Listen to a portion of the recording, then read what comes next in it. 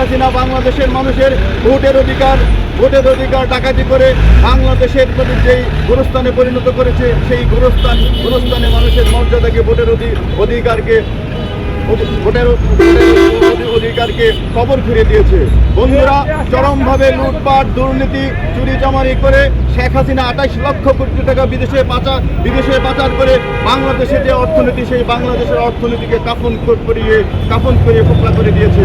এমন একটা অবস্থায় 2023 সালের 13ই জুলাই আমাদের প্রিয় নেতা তারেক রহমান যে 31 দফা কর্মসূচি ঘোষণা করে, সেই 31 দফার মূল লক্ষ্য ছিল যদি এই ফ্যাসিবাদী হাসিনার পতন ঘটে আর যদি বাংলাদেশের মানুষ গণতন্ত্র ফিরে পায়, তাহলে এই তারেক রহমানের নেতৃত্বে যে 31 দফা ঘোষণা করেছে রাষ্ট্র মেরামতের জন্য, এই 31 দফা হচ্ছে পরিপূর্ণ একটা বাংলাদেশকে পরিপূর্ণ সুন্দর সুখরূপে রাষ্ট্র পরিচালনার একটা প্রেসক্রিপশন।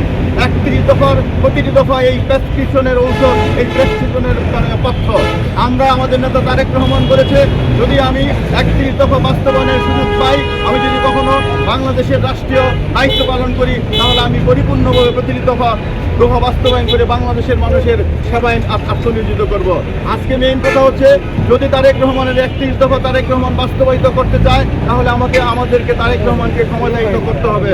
আর ক্ষমতায়িত করার মূল লক্ষ্য হচ্ছে এই যে নির্বাচন হবে, সংসদ নির্বাচন, সেই নির্বাচনে আপনারা সবাই জনগণ ধানের শীষে ভোট দিয়ে তারেক রহমানের দল বিএনপিকে যদি সর্বোচ্চ সংসদীয় আসনে বিজয়ী করতে পারেন, তাহলে তারেক রহমান ইনশাআল্লাহ বাংলাদেশের প্রধানমন্ত্রী। আর বাংলাদেশের প্রধানমন্ত্রী হলে আমাদের নেতা তারেক রহমান মানুষকে কথা দিয়েছে, জনগণকে কথা দিয়েছে, 31 দফা পরিপূর্ণভাবে বাস্তবায়ন করে বাংলাদেশকে আধুনিক এবং স্বনির্ভর বাংলা হিসেবে গড়ে তুলব। আমরা সেই লক্ষ্যে সবাই কাজ করে যাচ্ছি। আজকে আমরা 31 দফা মানুষের মাঝে আজকে কাশপুরের এই যে দোকানপাটে হাটে আমরা 31 দফা লিফলেট পৌঁছে দেবো। আপনারা সবাই মানুষকে বুঝাবেন বিএনপির জনগণের দল, বিএনপি জনগণের আশীর্বাদ দল, জনগণই বিএনপির সকল শক্তি। ধন্যবাদ সবাইকে।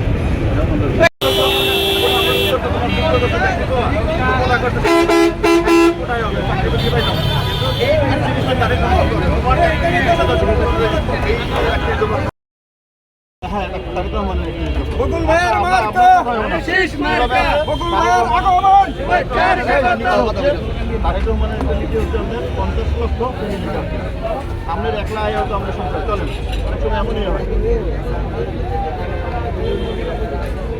আপনি গ্রামের বাড়ি আরে মুশারফ ভাই আমার বড় ভাই।